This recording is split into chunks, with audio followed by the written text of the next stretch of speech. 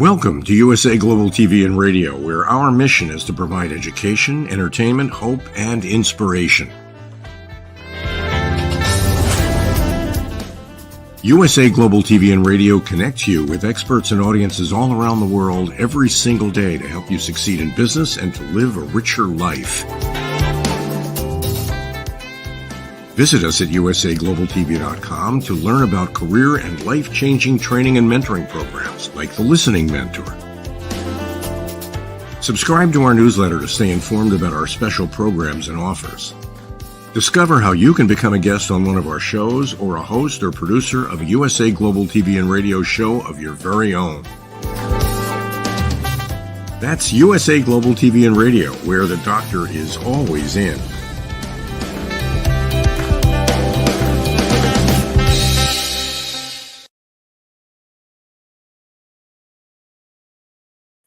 Hello and welcome to USA Global TV and Radio.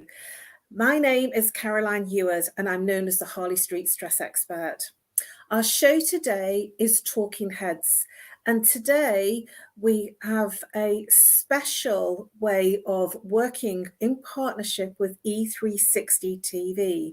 So for those watching on E360 TV, well, a warm welcome to the show. And those who are watching live and also on the replay, a warm welcome. Good morning, good afternoon, good evening to all of our people around the world, either watching live or on the replay. Our show today is Talking Heads, and I'm an expert presenter in today's topic, which is how trauma can affect your life. And in particular, I'm looking today at narcissism and how it affects the victim and how they move through after they have survived and left the narcissistic relationship, and what happens to them and how they live. So it's part of the Mind and Body Connection series, and let's begin.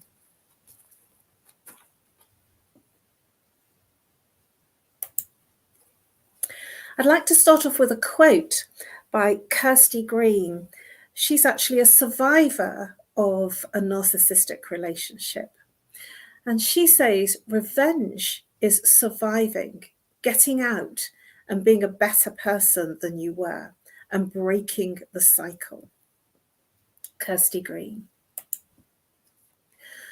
So the trauma bond, breaking the trauma bond of being with the narcissist and the narcissistic personality disorder. So how do you break the bond? First of all, it's important to understand what the bond is and how it's been created so that you have an idea of how someone that is suffering the trauma of being with a narcissist to move forward in their life and to recover. So the way that that bond is set up is in the honeymoon period or the love bombing phase, where there's so much love and so much compliment and so much gift and so much give and so much attention that the person is drawn in. They're so drawn in that the person that's the narcissist in that relationship won't let go until they know their victim is drawn in hook, line, and sinker. And when they know that for sure, that's when they change. And the bond becomes incredibly hard to move, to budge.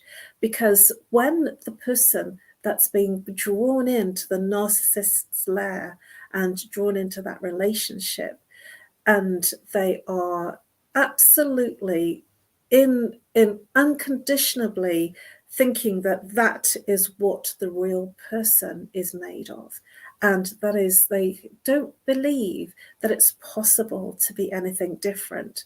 And when they suddenly change and start becoming mean or gaslighting them or being negative with them or putting them down, making them little, all those things that they're doing and making them feel like they're believing things that aren't true and believing that they've made something up or not heard what the person said, and all those things that come up in that narcissistic relationship.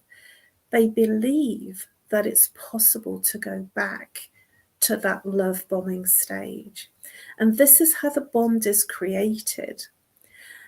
Now, when you are a victim, and I have to say it like this because it is exactly what happens. The narcissist knows who to pick, and they draw in on the fact that you are open and vulnerable. A narcissist can come in, even if you're a very strong person and a very outgoing person, they can come in when you're at a place of vulnerability. So even if you are okay most of the time, if you show any chink of vulnerability, they can get in.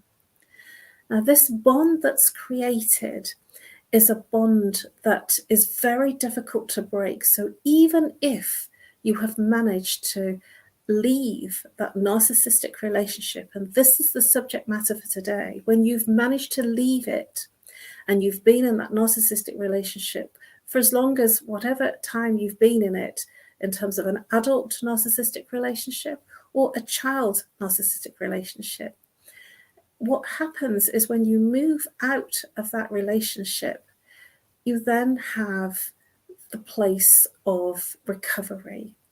And it is possible to recover.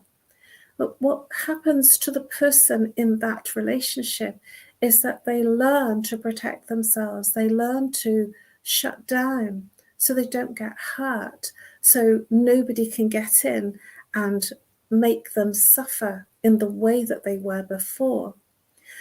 And what they do is they shut down the feelings and emotions. And they reside in the belly button, below the belly button. And shutting down the feelings and emotions, when they do that, the escape route is the mind.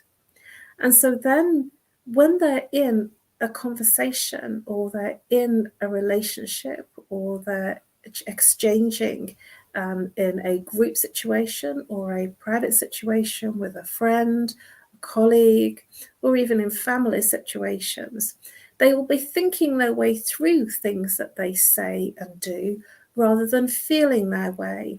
And that is because when you shut down the feelings and emotions for protection, and we don't have any ideology of understanding that we have done that, apart from the fact that it happens because the body self-protects.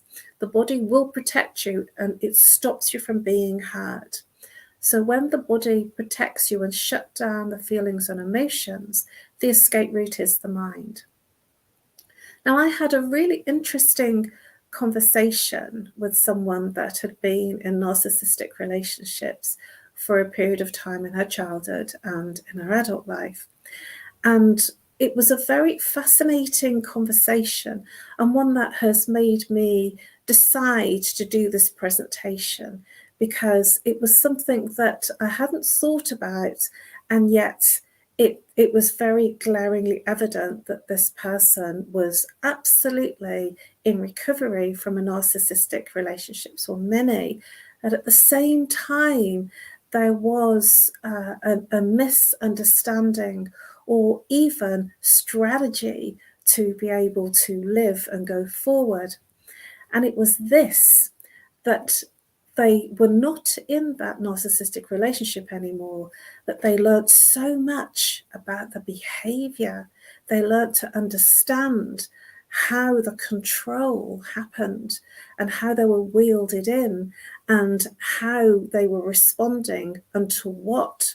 And because they learnt that, they learnt to be in a place of control, which was amazing because they were able to get out of the relationship.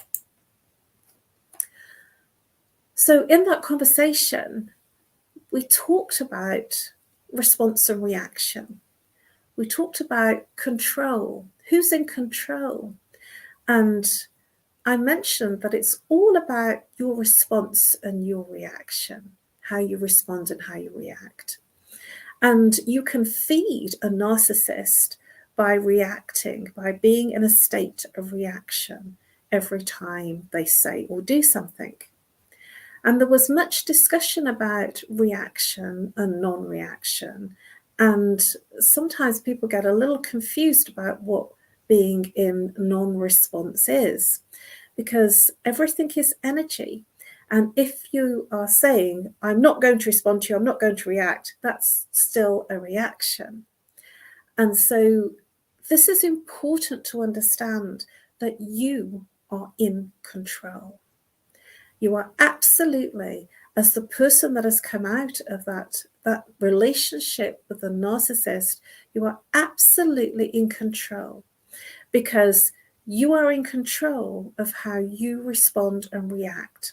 And the response and reaction is for you.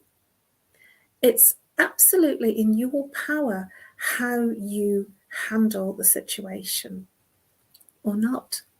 And when you're in a reaction, you're actually not in control.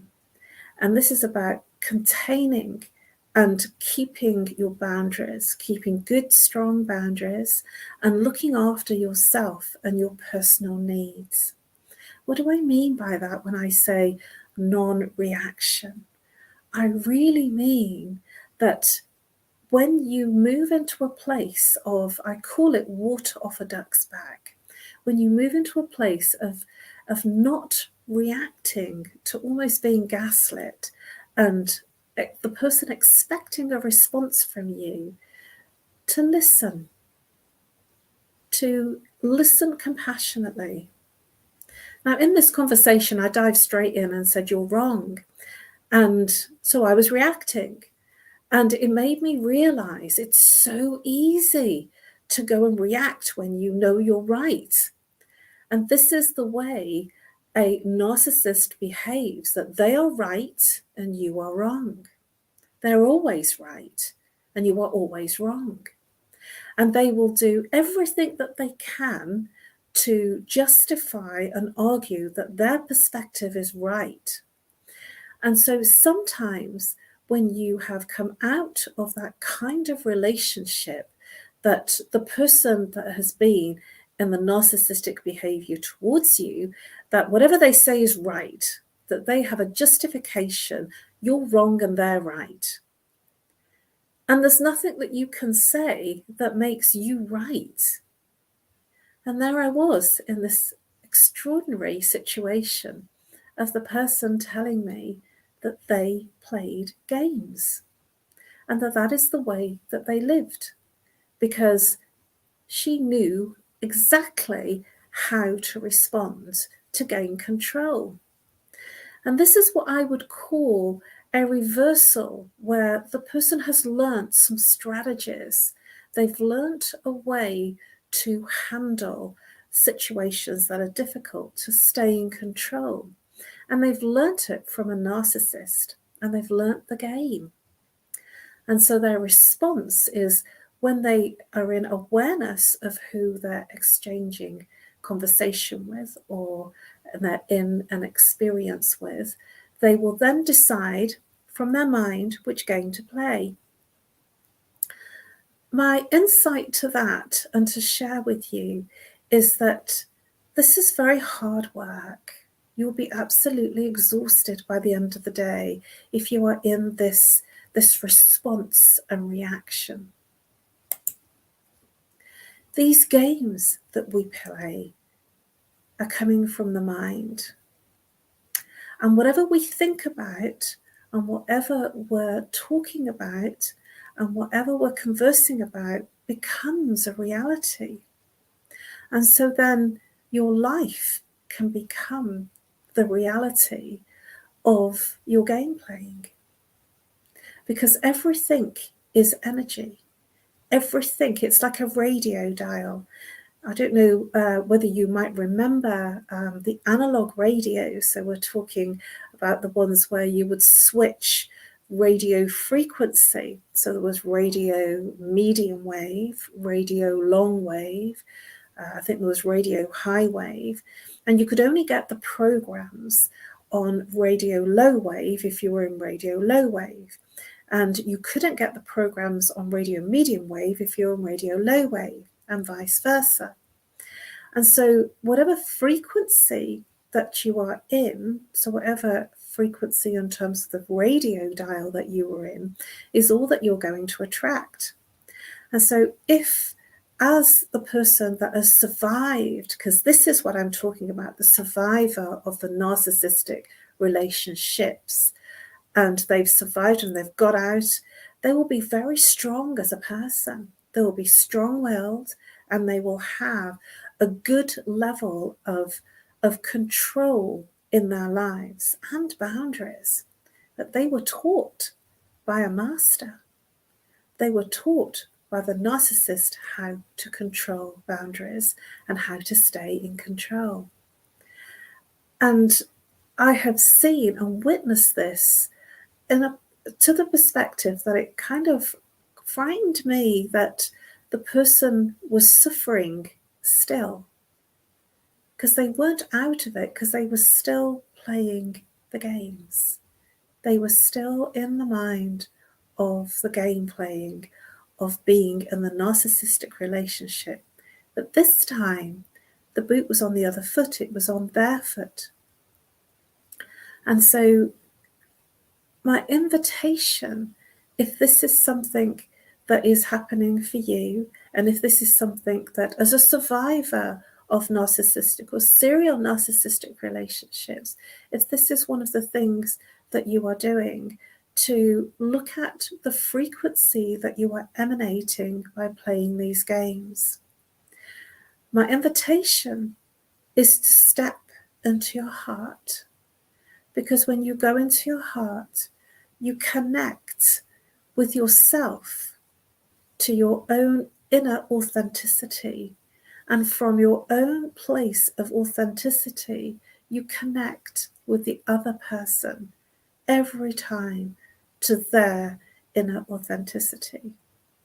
And then all that energy that's expended from trying to work out what to say, when to say it, and who to say it to, and how to stay in control, literally dissipates.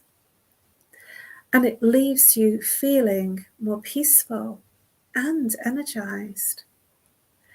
And it's very easy to step into that place in terms of a conversation with someone that's been a victim. It doesn't matter how long ago it was. It could have been in childhood. And it's even worse when it is in childhood, because as a child, especially up to the age of 12 years old, we're like a sponge, and we soak up everything. We hear everything, and we feel everything.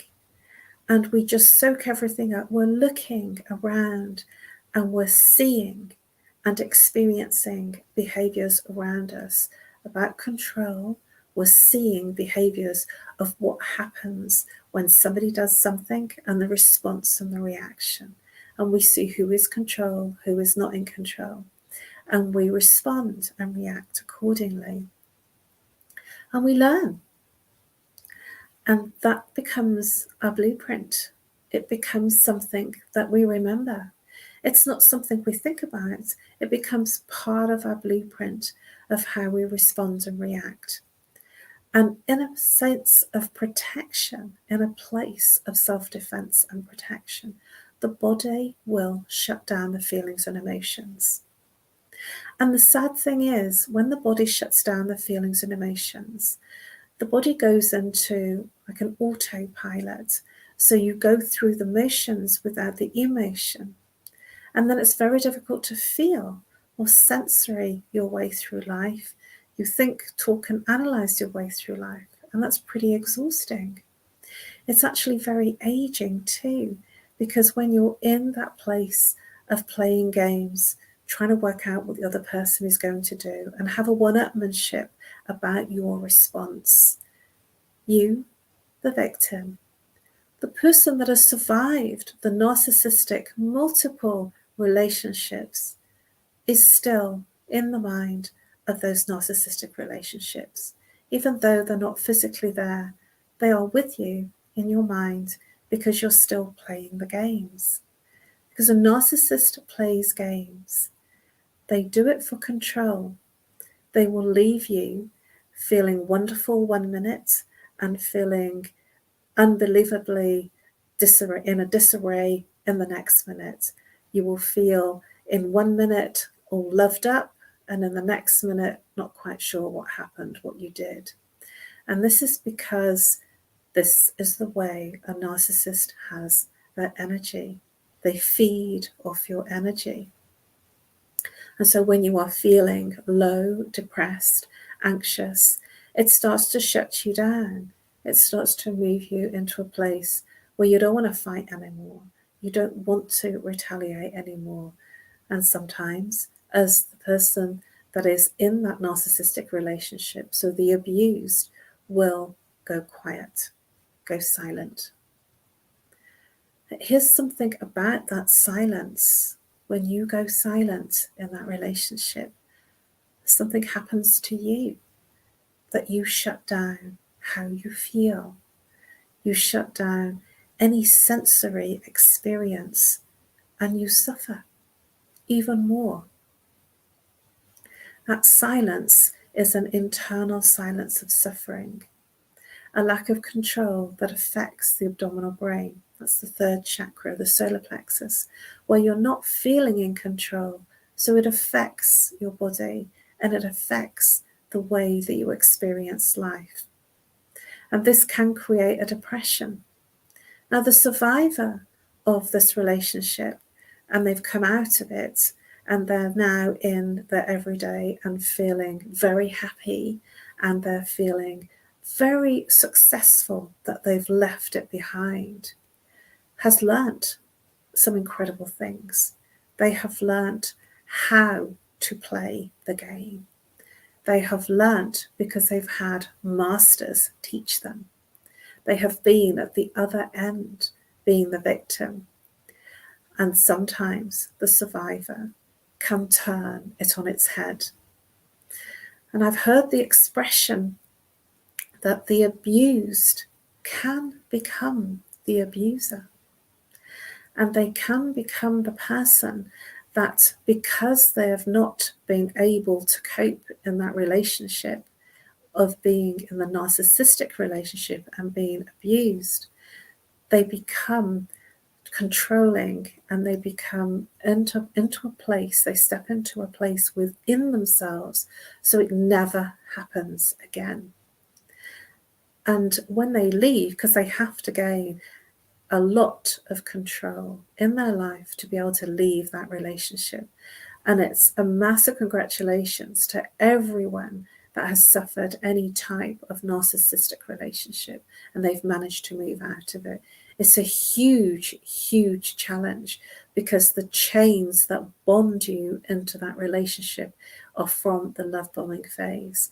And when you've come out of the love bombing phase, something incredible happens to your sense of feeling safe within that relationship, because you feel that you fell in love with the person that is really not the person you fell in love with. It was an image they wanted to portray to you. Now, you have learnt these things as the person that's been abused in that relationship.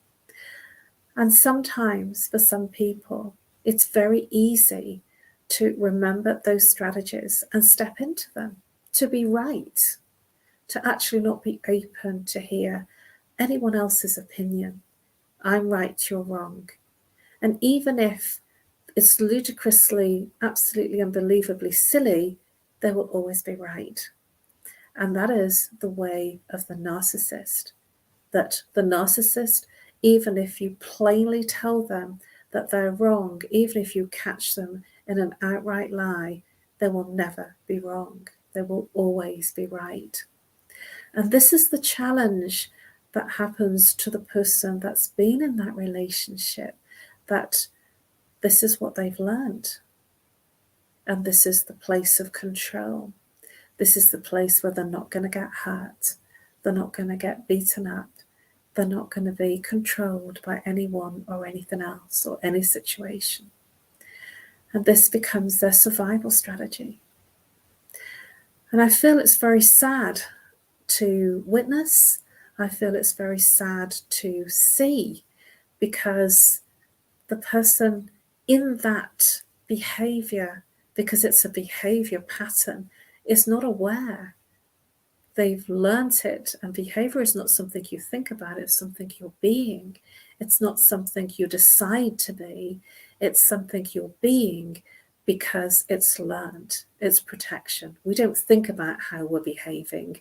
We become our behaviours because of how we've been in experiences and how we've survived experiences. It's only when you go to any type of counselling or therapy that someone might question your behaviour. And I've certainly gone through lots of training in my years to help me question some of the things that I thought were normal. And then I realised that actually that's not the way that everyone sees the world. And we all have our own individual experiences. We're all human here, having a human experience. And I have seen playing mind games played out not just by the narcissists, but by many people, even in corporate. And sometimes I've seen some of the worst mind game playing in corporates, where there's one-upmanship, there's people pushing you down so that they look cleverer than you. And it is very, very difficult. I was never a political player when I was in corporate, and I saw the games and didn't want to participate.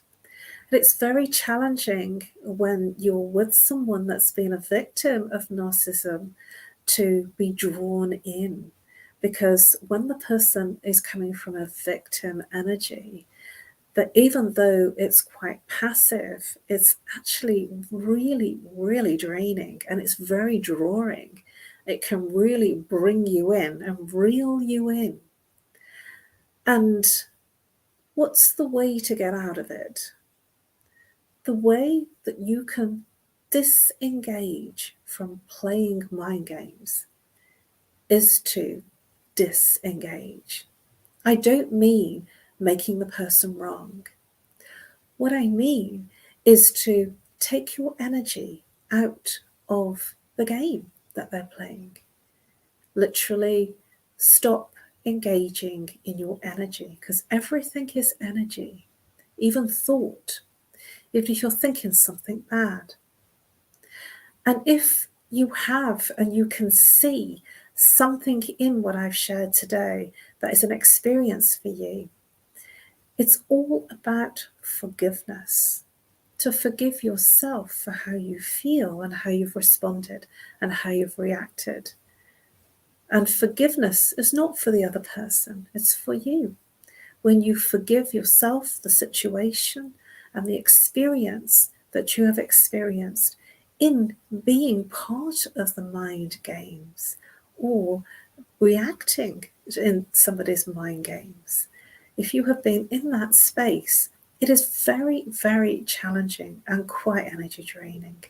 And my invitation to you is, we're human. To err is to be human. To forgive yourself and to send the person your love, your compassion, and gratitude. Because when you are in gratitude for an experience, then comes the learning and the growth, and then comes the transformation and the change.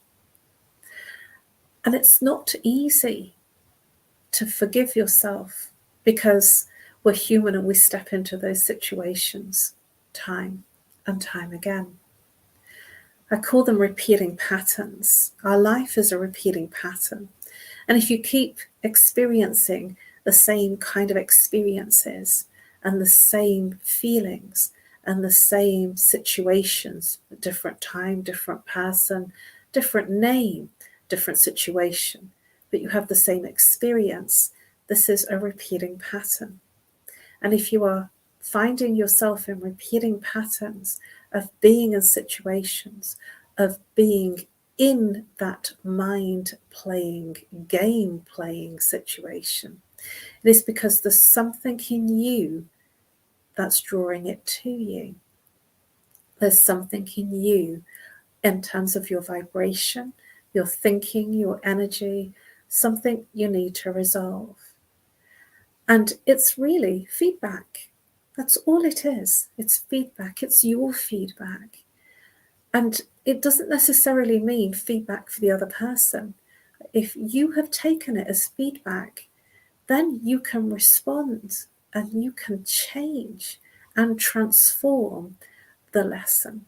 You can transform the learning into wisdom so that it doesn't happen again.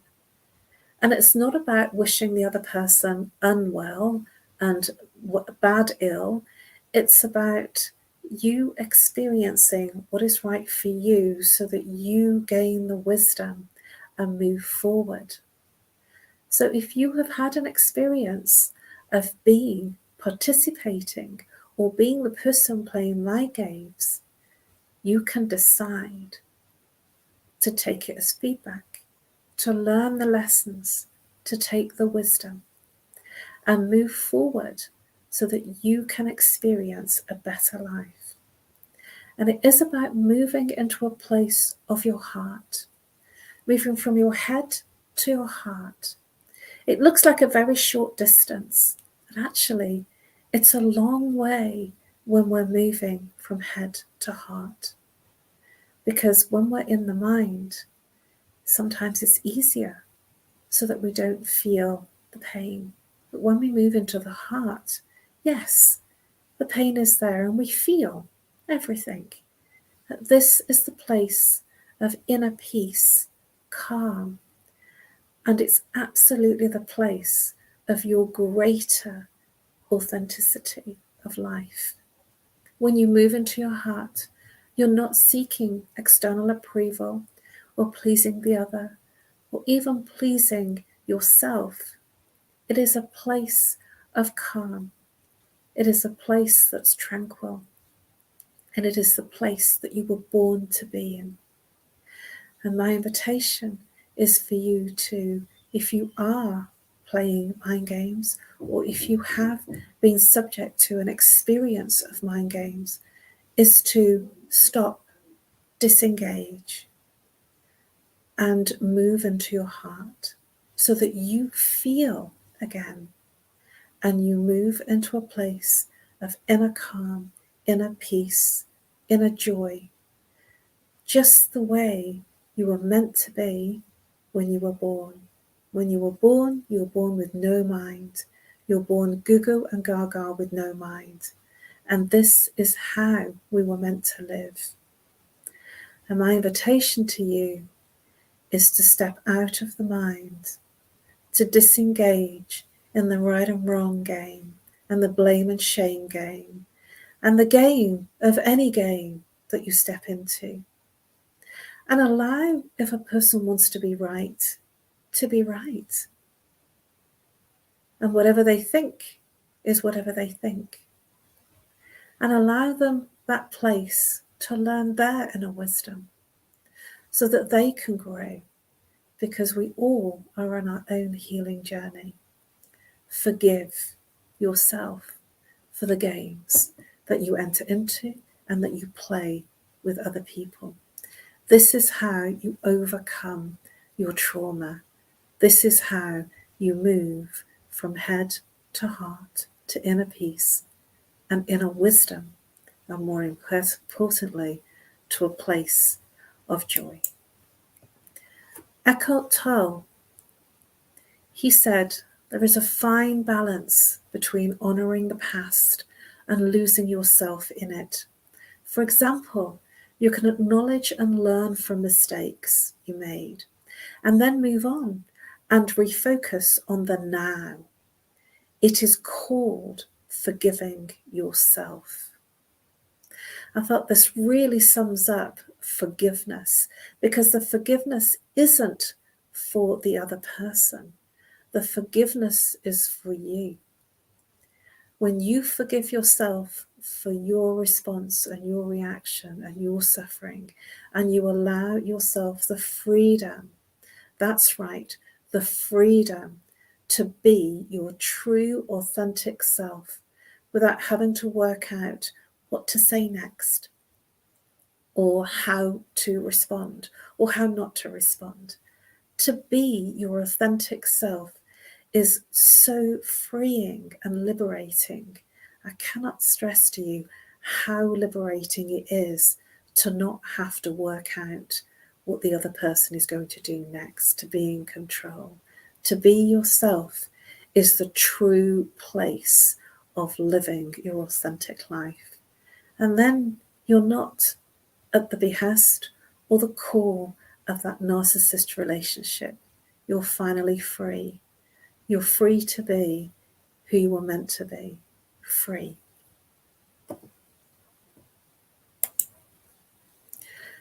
Thank you for your attention and your interest.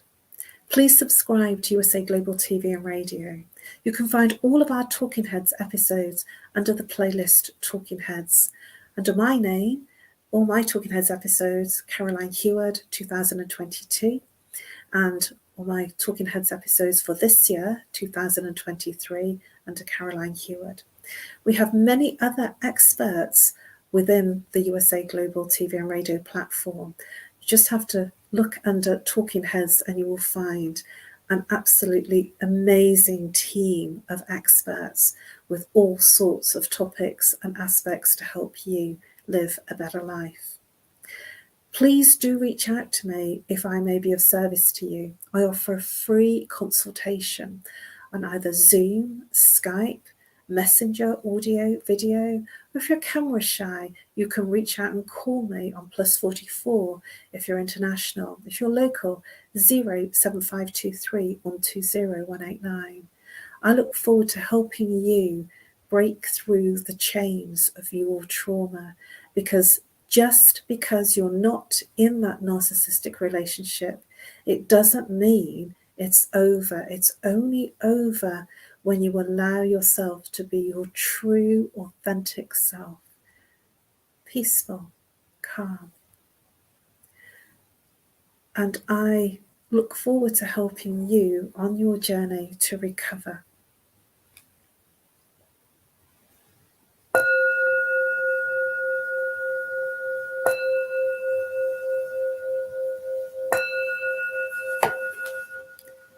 Namaste.